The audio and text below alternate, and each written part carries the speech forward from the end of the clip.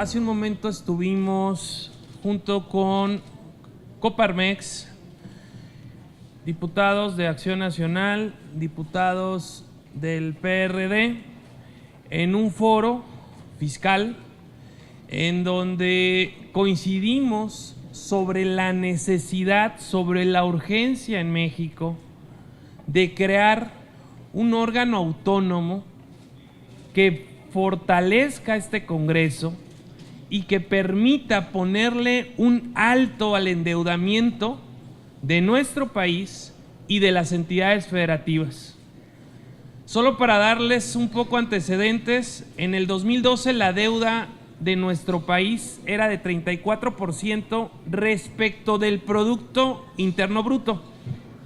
Ahorita la deuda ya es superior al 52% respecto del Producto Interno Bruto. Esto es inaceptable, su crecimiento es exponencial y por ello llega el momento de que tengamos un órgano mejorado como es el Centro de las Finanzas Públicas y como es la Belisario Domínguez, que sirva a ambas cámaras, que haga estudios, pero absolutamente autónomos y no politizados, como ocurre en muchas partes en el mundo y como es una recomendación de la OCDE.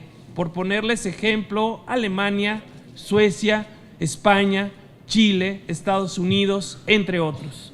Por ello es que vale la pena impulsar esta iniciativa y nosotros hoy sumaremos esfuerzos con todos aquellos grupos y organizaciones de la sociedad que coincidan con la necesidad de ponerle un alto al endeudamiento de nuestro país. Por otro lado, Acción Nacional insiste al gobierno federal que no tome a la ligera las voces de la sociedad que exigen corregir la tóxica reforma fiscal.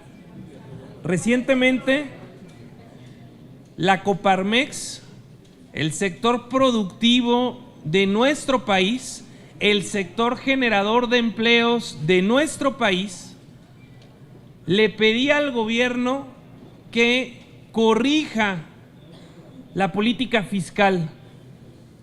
El gobierno federal simplemente, sin revisar siquiera la propuesta, dijo no se puede. Nosotros le pedimos al gobierno federal a un mes de que entregue su paquete económico, porque lo tiene que hacer a más tardar el 8 de septiembre. Nosotros le pedimos que corrija, que reconozca que se equivocaron. El sector productivo del país ya lo está pidiendo. La reforma fiscal contrajo la economía. Buscaron recaudar más a costa de los bolsillos de los contribuyentes, pero lo que están provocando es desincentivar el crecimiento, desincentivar la atracción de inversión y por lo tanto la generación de empleos. Tuvieron la maravillosa idea, además de incrementar el impuesto sobre la renta, de quitar la deducibilidad de las prestaciones a los trabajadores, y con ello lo que provocaron en los hechos es que los trabajadores ganen menos. Tuvieron la idea de en la zona fronteriza subirles el IVA y quitarles las circunstancias de igualdad de competencia, pasándolo del 11 al 16%. Ustedes recordarán que en la zona fronteriza el impuesto al consumo es aproximadamente del 8%, pues eso lo saca de la competencia. Por ello es que nosotros le exigimos al gobierno federal escuche ya no solo la voz de la oposición en México, que escuche la voz del sector productivo, que es el sector que genera trabajos, que recuerde el gobierno que no necesita ser un gobierno rico, necesita ser un gobierno que cree condiciones para que haya trabajo, para que haya oportunidad. El gobierno se ha equivocado porque ha buscado recaudar en base a tasas altas y no a producciones altas. Tiene que recaudar por volumen de lo producido y no por las tasas impuestas a lo poco producido en nuestro país. Por otro lado, decirles que el día de hoy se aprobará en la comisión permanente la convocatoria para que esté compareciendo el secretario de Comunicaciones y Transportes. Nosotros hemos dicho que este señor se tiene que ir, sin embargo, queremos que venga antes a comparecer y a explicar qué fue lo que ocurrió. Que no nos vayan a aplicar otra vez la de Emilio Lozoya, que en la Cámara de Diputados lo citamos a comparecer y un día antes de la comparecencia lo retiraron del cargo. Nosotros requerimos que antes de que el gobierno federal quite al secretario del escándalo, de la corrupción, del socavón, de las casas blancas, de los contratos con IGA, de la cancelación del tren, de todos los escándalos del gobierno federal, que antes de que lo retire, efectivamente venga a comparecer y a explicar lo que pasó, y no como Emilio Lozoya, que nunca más lo volvimos a ver y nunca compareció por lo que ocurrió en la empresa petrolera que hoy está en francos números rojos y también con una situación muy complicada debido a sus excesos. Pareciera una farsa, una burla, lo que vemos en el Comité Ejecutivo Nacional del PRI. Ahora resulta que van a hacer una convocatoria para ver cómo van a elegir a su candidato. A ver, que no nos vengan a dar a tole con el dedo.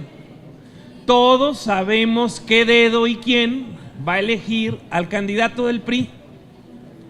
Todos sabemos cuál va a ser la fórmula. Lo sorprendente sería que el Partido Revolucionario Institucional dijera que va a abrir a elección su candidato.